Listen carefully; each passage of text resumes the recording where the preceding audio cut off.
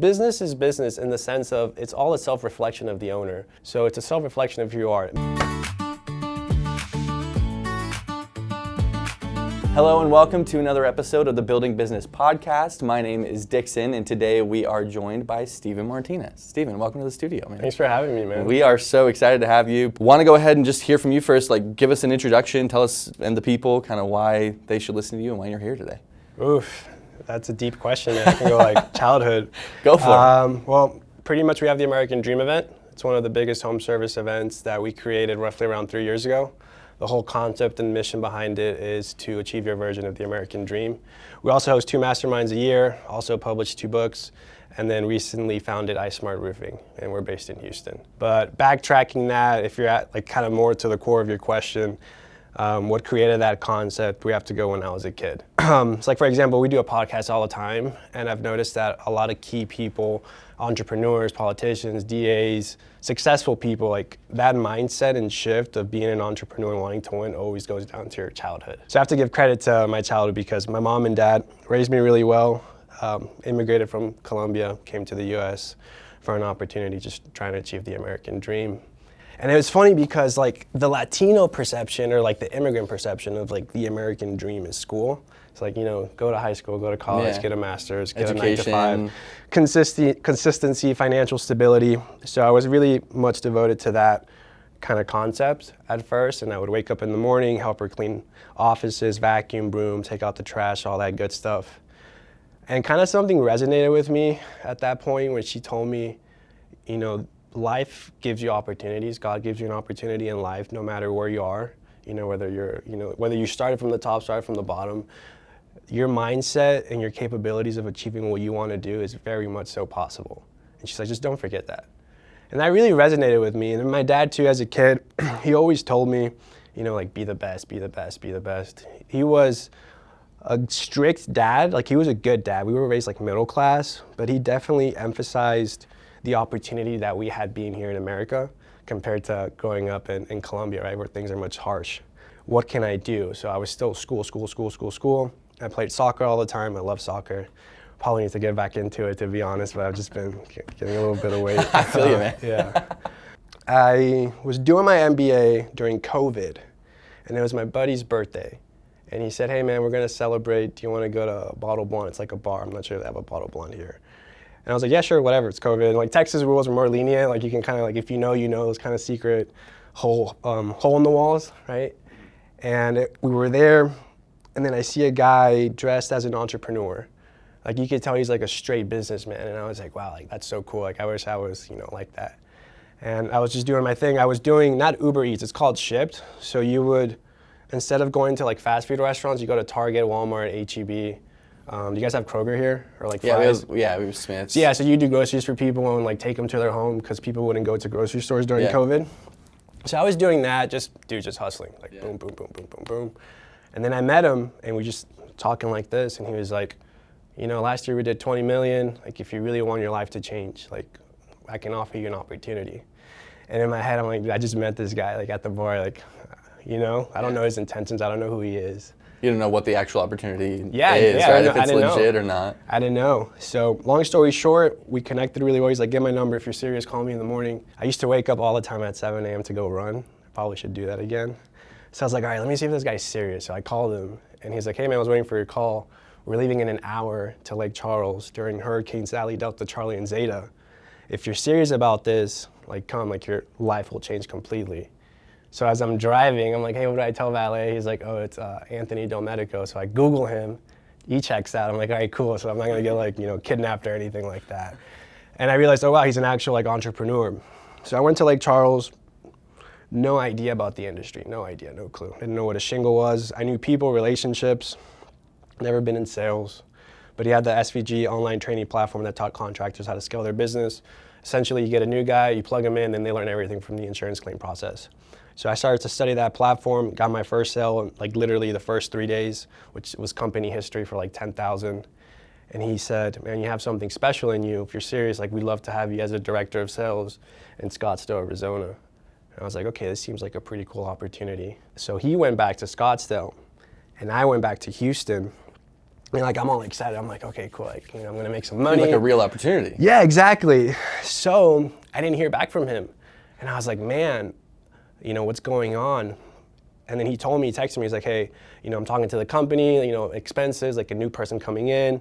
Obviously the situation is very unique, but you need to prove yourself to them so I can give them more of a reason to have you on board. I was like, sure, fair enough. And I kid you not, I was at the mall with friends, and then we get a lead come in. It's like, Steven, it's your lead. And I had my laptop. I go down to the parking lot, get in my car, hotspot my phone with my laptop. Get on From the parking garage. From the parking garage. His first name was Robert. I'll never forget his name. And I take him through like, my pitch, my sales pitch, all that good stuff. He's like, I'm in, man. Here's the card info submitted. And then he had like a company like Slack chat, so I would just say, hey, process $8,000. Anthony called me. He's like, get this kid one way to Scottsdale. Yeah, you're one for one. Yeah, he's a closer for sure. That's awesome, dude. So I went there, was there for a year and a half. Throughout my course, I was lucky enough to be mentored by some of the smartest people in the industry. He knew a lot of key people too from Win the Storm. So my clients, they were my friends essentially, which was pretty cool to say that. And then as I started to envision myself as an entrepreneur and understanding more or less what I wanted to do for myself in the community, I started to see a window of opportunity. So when you think of blue collar, you think of the minority demographic for the most part.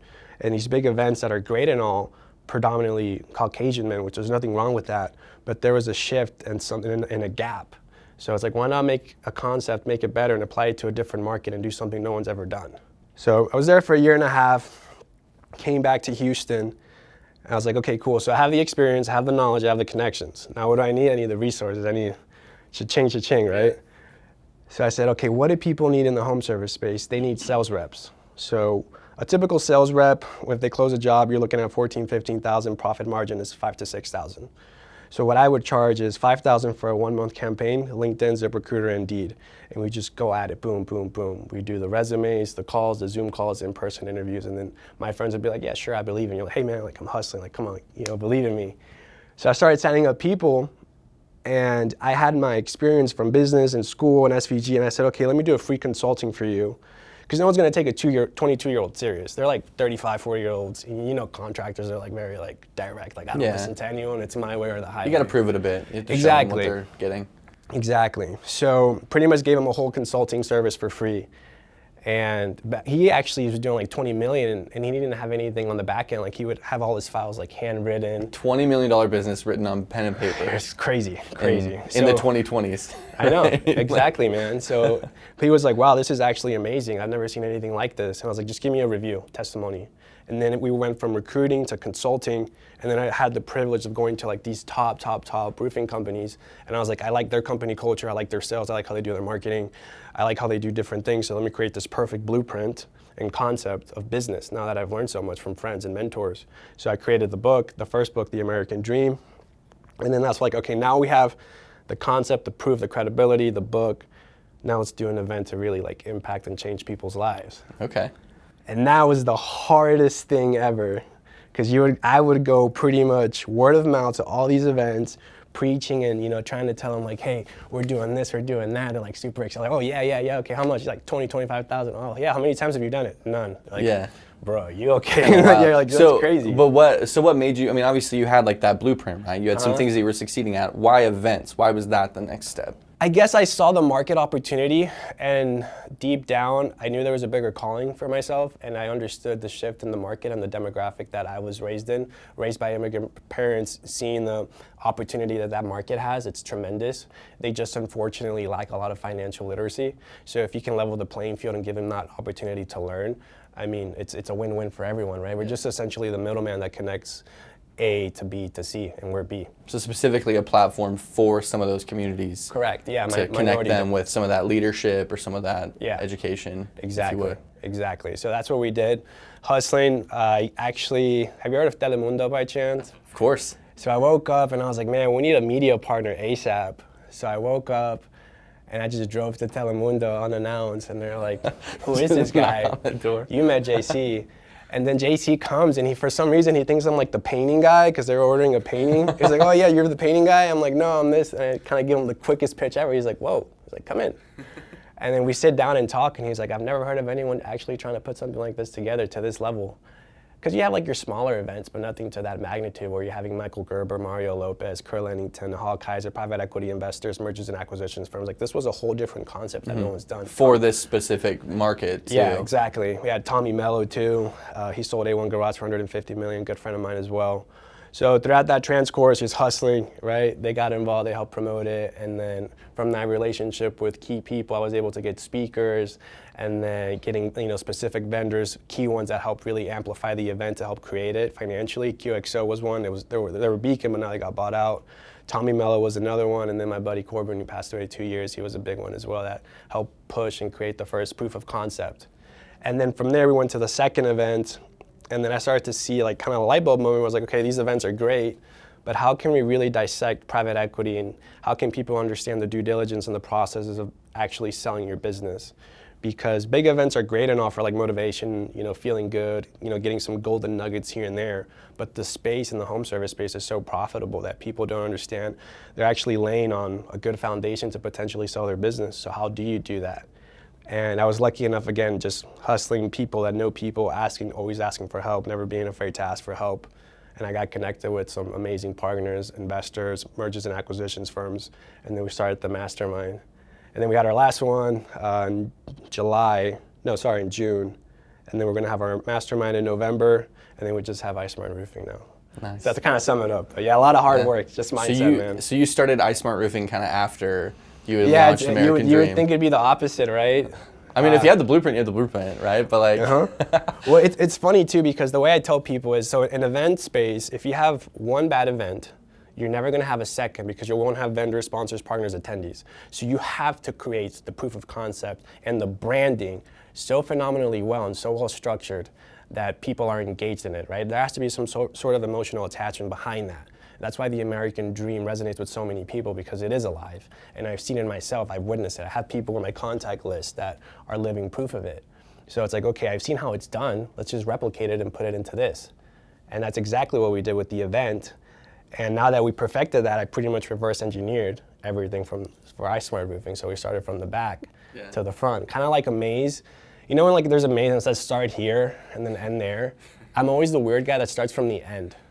And it's easier. Or like when there's a test. From the finish line? You go yeah, backwards. or like there's a test and there's questions on the test and people read the paragraph, then answer the questions. I read the questions and then read the paragraph so I know what I'm looking for. Same concept that I did. What are some roadblocks that you encountered early on? Because I think like our audience really wants to know, obviously, how to grow and how to scale a business, but part of that is problem solving and figuring out how to like clear some of those roadblocks for themselves and for others. I mean, I'm 27. I started the American Dream for the first time when I was 23. Like I was a little kid. So to answer your question, I always listen. I just become a sponge because I know that there's people smarter than me. Michael Gerber, author of the E-Myth, once said, you realize you're the smartest person in the room when you're the dumbest, right? So that really resonated with me as well. Asking questions, there's people that have been there, done that, and have had those trials and tribulations, so why not ask them? That way you avoid those mistakes. But to answer your question within like the actual ISmart Roofing, we haven't really had it's like small things. Like, for example, we had a job and I had to tell a guy like, hey, first get the deposit, then order the materials. Don't order the materials, then get the deposit because they can cancel. Another one is, if you're gonna pay your guys, pay them after the project's done, because if you pay them by day, they're gonna last longer on purpose, or they're gonna, maybe you get a bad crew and you're unlucky and then they actually cancel. Like they do the one job, they don't show up the next day. Those were all things that you had kind of simple things like that. Yeah, or or if you're doing a project and there's a change order, communicate with the owner. There's a change order, have them actually sign that change order and send the deposit for that change order. That way there's no miscommunication, and then you don't get screwed over on the back end whenever there's payout and accounts receivable on that end. But again, those are like really small attention to details. But in terms of building everything up, the event helped a lot because we had vendors like you guys, JobNimbus, ABC, Owens Corning, legal firms, CPA firms. So we're like, okay, what's the common denominator here that all these successful roofing companies have? Okay, they have this, they have that, they have that, they have that. So let me do my due diligence and do my research and apply these variables that are gonna help create the roofing company. That way it's ready to scale. We've talked a little bit about AI kind of before the interview, but I do wanna hear some of your thoughts on tech specifically. Like, what role does tech have in your businesses? How are you approaching it? how You should want all the others kind of secrets, look at man. it? You want all the I mean, I don't need secrets. like the deep dark ones, but like I'm just curious kidding. kind of your frame of reference. Well, there's obviously clearly a shift happening with technology and AI in the industry. I think there's a common misconception, which is funny too, because this industry is probably one of the most profitable. That's why private equity is in it now. But as profitable as it is, it's really outdated. And that shift scares a lot of people, but I like change. I'm always willing to adapt. So to answer your question, we use AI a lot. And the way our company works, it's like 90% virtual, 10% in person. 10% in person would be there's a storm that just hit right now. Obviously, it makes sense to go out the next day and do door knocking because it's instantaneous. And the virtual stuff, I mean, they'll pretty much see a local service ad, and they'll go to our website, our branding, our content, our reviews, or Google guarantee. We have everything set up the right way.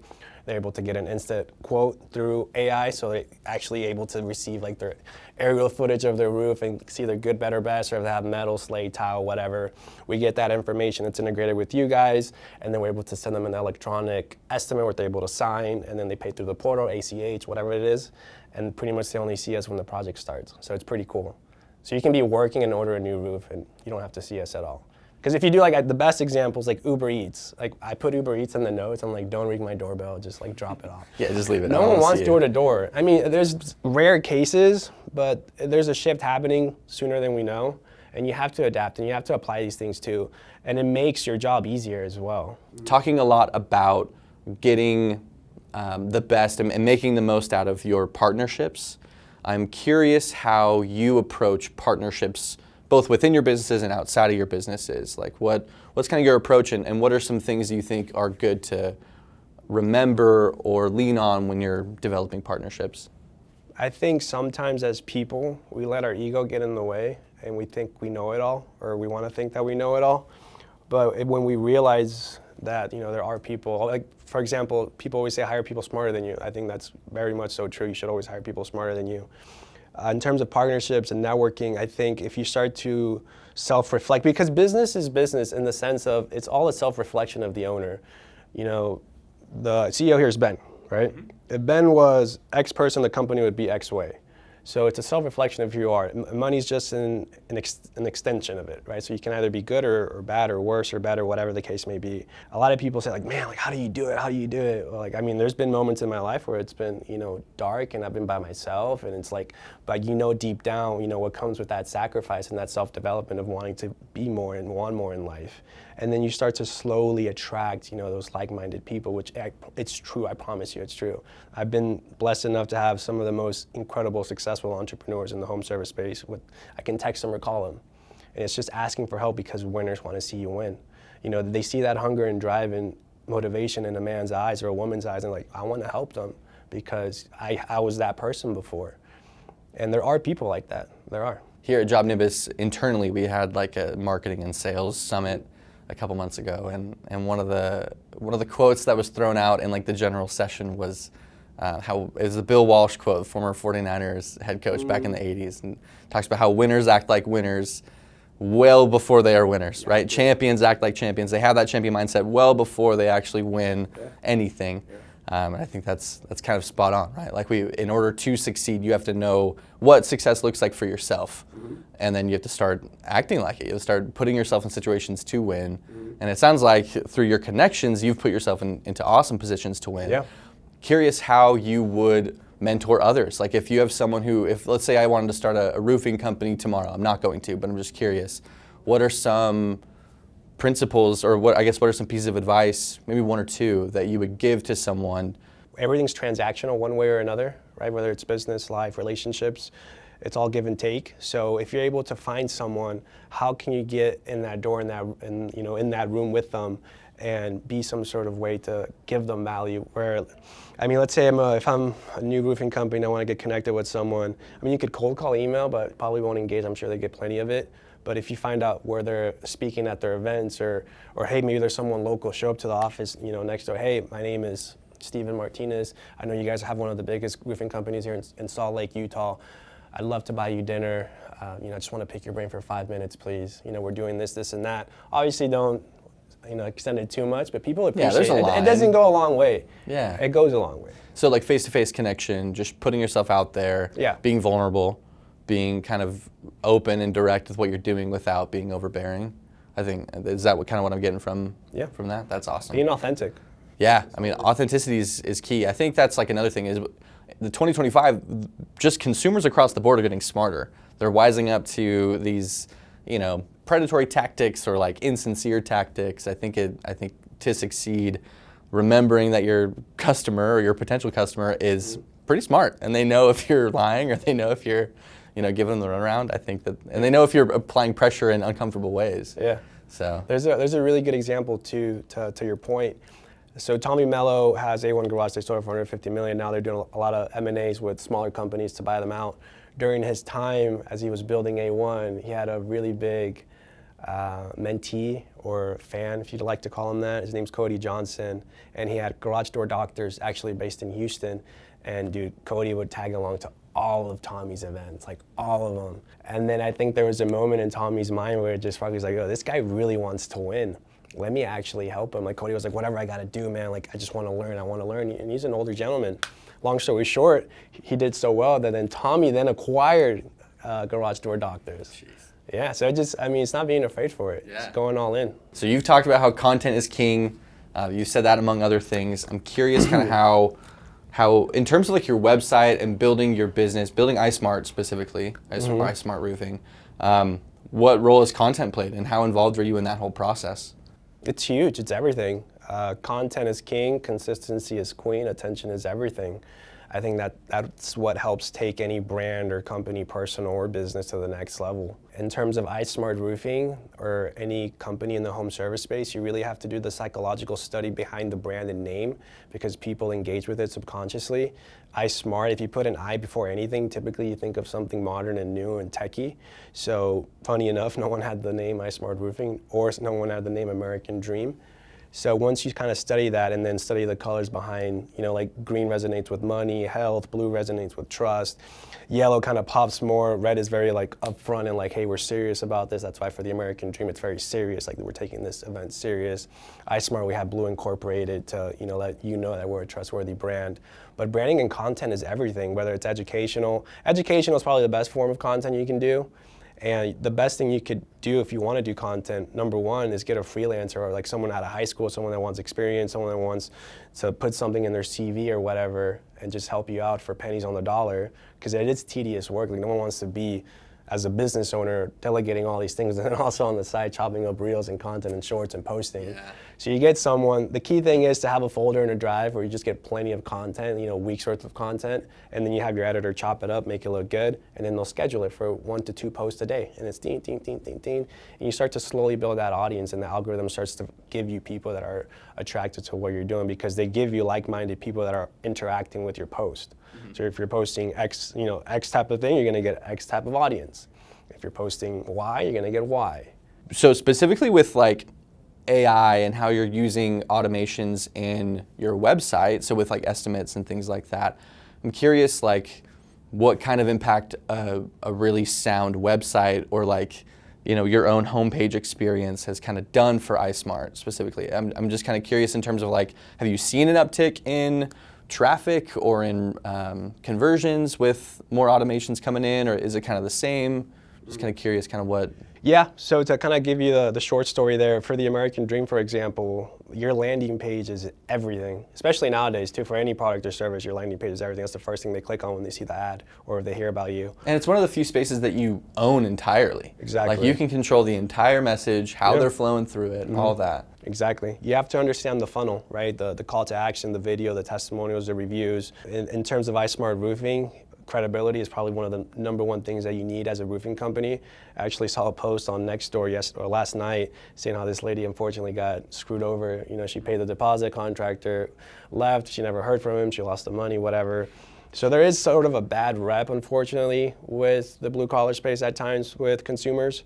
But if you're able to do your research and say, okay, how can we make people understand that? Because no one knows what you know, right? So you have to explain it to them as if they're a kid, especially the roofing aspect, because roofing is very complicated. So if you can make it as simple as possible, less is more in that aspect of it, where they're not bombarded with all this stuff. Oh, accredited, oh, BBB, or Yelp, or Angie. It's like, it's too much. Just get to the point, call to action, reviews, pictures, testimonials, credibility with, X, Y, and Z, and then people just, they get it quicker. And it was also a study too with the American Dream because, again, I had the prior experience from Win the Storm before he sold, and he taught me a lot when it came to marketing. I have to give credit where credit is due. He was a marketing guru. He understood branding and content and how to get people's attention for sure. So you mentioned there kind of is no door-to-door anymore, especially Correct. in 2025. Yep. What's the next thing for that? I mean, how are you getting leads if door-to-door is kind of fading away? So it's funny. So what I do is, ChatGPT is very powerful. And if you use it the right way and utilize it the right way, it could really help you out in your business. So one of the things we did is created the ideal target avatar for example, for our event, and then for the roofing company. And then you talk to AI, and it gives you a full funnel on how to get to your target, right? So answering your question, we do a lot of local service ads. We do social media as well. But what a lot of key people are missing is that a lot of roofing companies don't understand that everything is connected in the home service space. Everything. I'll give you a great example. We just partnered up with one of the biggest Christmas light installation companies in Houston. They touch over 1,000 roofs. His name's Ron. Called Ron. I was like, hey man, what can I do to be your preferred affiliate roofing company partner? Get in the door. And he's like, dude, you want to know something crazy? Like, we touch over 1,000 roofs, and no roofing company has ever actually reached out to do some sort of partnership. That's insane to me. That is insane. It seems like you're missing out. Oh, yeah. So we created like an affiliate agreement, all like referral agreement, all that good stuff. We signed it. So now we have a partnership with them. We partnered up with real estate agencies as well. So we'll show up in the morning, buy them breakfast. We'll have brochures saying, hey, if you guys, give us this, we'll give you a $500 referral fee. This is what we do, like a quick 5-10 minute pitch. Real estate is good. Home inspectors are great as well. And anyone in the home service space, it's all interconnected. And people don't realize that. So I see it from a visionary saying, okay, how can I create stability and consistency, especially during Q4 and beginning of Q1, where revenue is pretty slow in the industry? Well, Christmas lights, right? And then just thinking outside the box, going out of your way again to interconnect with people that want to see you win, that obviously would benefit from it as well. It works well. It works well when you do it that way. So instead of obviously doing digital, which digital is, I say 90% digital, you should still be versatile to create different streams of revenue as well. And the key thing there is to, homeowners typically do their due diligence as well, and they'll get like multiple quotes or bids. The insurance pays them a check, they see the estimate. Obviously they want to get a little bit of money in their back pocket, which we understand, right? So if you compare A and B, right, A and B prospects, A and B have the same estimate, same credibility, same reviews, everything's the same, but the name's different. A lot of it comes to the rebranding of the name. It's funny enough, whenever companies sell to private equity, almost all the owners reverse engineer, which is crazy. That's what I did with ISmart Roofing. They go from focusing on like Z, going back to A, the foundation of it. What's the foundation of it? The branding. They have to rebrand, they have to remarket themselves, re-strategize everything.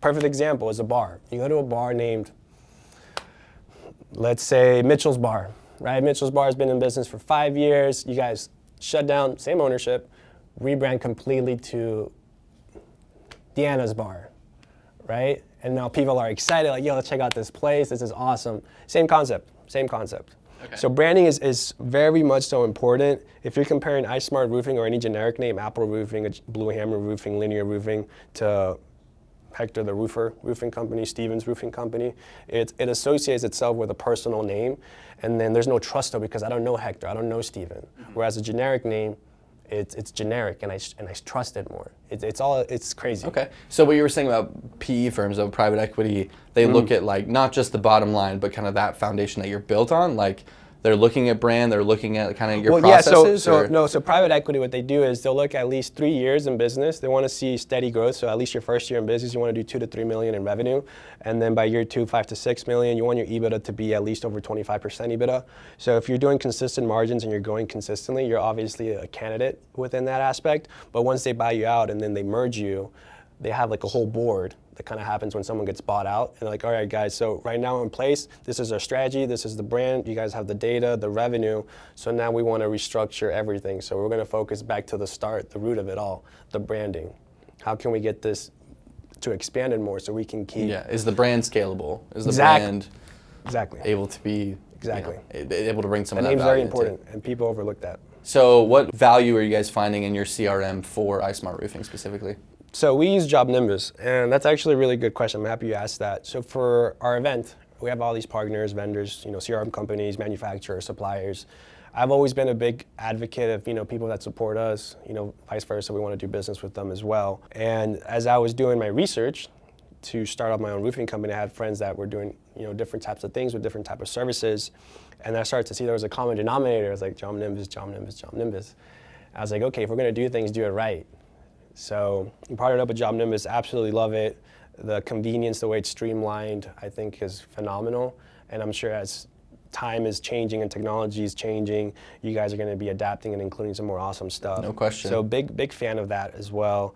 I think it helps specifically for what we're doing too on the virtual side, getting everything just automated to where we create almost a virtual contact with the client. Get organized from day one. Exactly, because then you're set to scale. You're set to, and dude, iSmart Roofing, our first month has been in July, and we had a client, and it was a big job, so I came in to see him. And he was like, man, I've heard of you guys. Like, you guys are like the big deal. You guys have been doing it for like 20 years, right? And I'm like, no. Right? But he saw everything, and he saw he was like, the estimates, the proposal, the contract was phenomenal, the branding, it looks so professional. I've never seen this. We've seen people just text us quotes, or people just like, hey, here, pay this. And he had no idea that he was one of your biggest first deals, essentially. I know, but from the perception-wise, from what he saw, from the branding, the website, the automation, the CRM stuff, whenever we signed him over the agreement, he thought we were in business for 20 years. Yeah, that's awesome. Yeah. I love that. So you mentioned all those different touch points within your organization. How are they all feeling? How is your COO and your product manager or your production manager? How is everyone feeling about using JobNimbus? Like, is it going smoothly? They love it, man. Our COO is our main guy that uses it. I want to learn more about it. I oversee more of like the sales and marketing. Yeah, different roles in different companies. Yeah. But he's a killer. Actually, whenever you guys do another event, I want to bring him here so he can know more about how to maximize it as well. Yeah. But I mean, it makes the process streamline it so beautiful.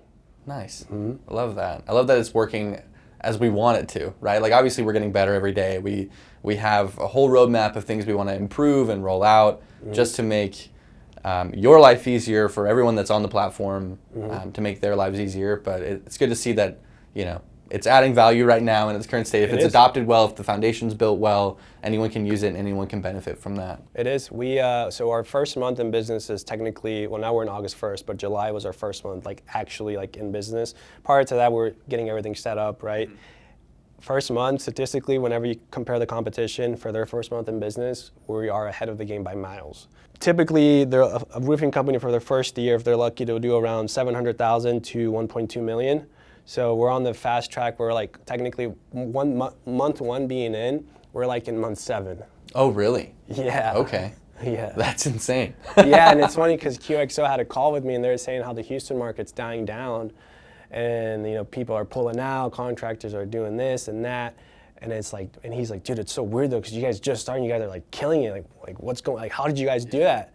You're literally months ahead of schedule. Just reverse engineered everything. Focus on the brand, focus on the value, on how to attract the right clients, knowing that there's so many other resources and streamlines to make money and make revenue. Really quick, so you mentioned earlier you guys use a marketing agency outside of JobNimbus specifically. Yeah. Are they doing mostly website stuff? Are they doing ads? I'm curious kind of what the scope of that is for you guys in iSmart. Yeah, good question. So they do, that or digital agency is broken into 2. So they have the web designer team that does all the web, so they'll constantly update it, I think weekly with blogs and updates just to make sure it's on the back end side with the backlinks, it's all certified and it's all updated.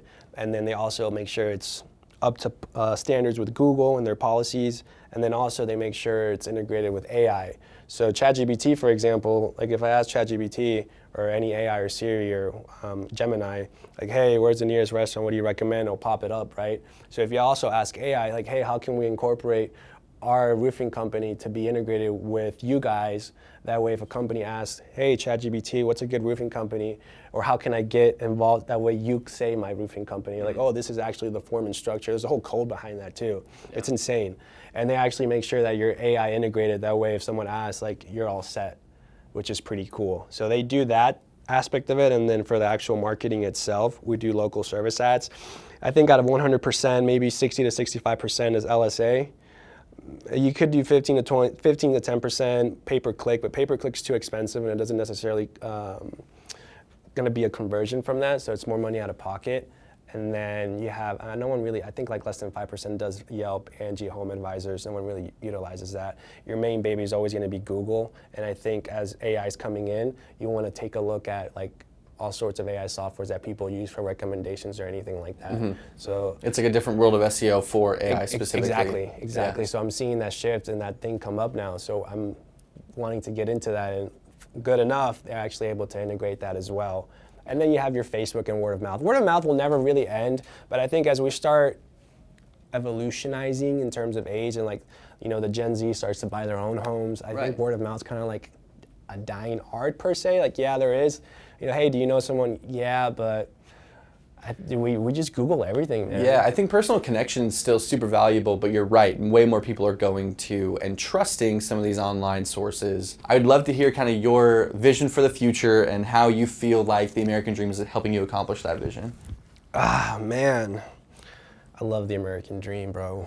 This country is it's the best country in my opinion. It's something where no one can become someone. It's a place where if you apply yourself, you do things the right way, you can make something of yourself. I've seen it. I've seen people do it. The American Dream, we're heading great ways, man. Amazing things that we have in store. We want to take it outside to Dallas, Phoenix, Miami. We want to take it outside to like Cancun, Mexico, because people want to see.